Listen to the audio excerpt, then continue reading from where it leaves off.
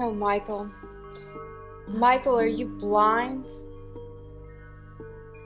It wasn't a miscarriage. It was an abortion, Michael, an abortion. Just like our marriage is an abortion, something that's unholy and evil. I didn't want your son, Michael. I wouldn't bring another one of your sons into this world. It was an abortion, Michael, an abortion. It was a son, and I had it killed because this must all end. I knew there would be no way, Michael. No way for you to forgive me. Not with this Sicilian thing that's been going on for 2,000 years.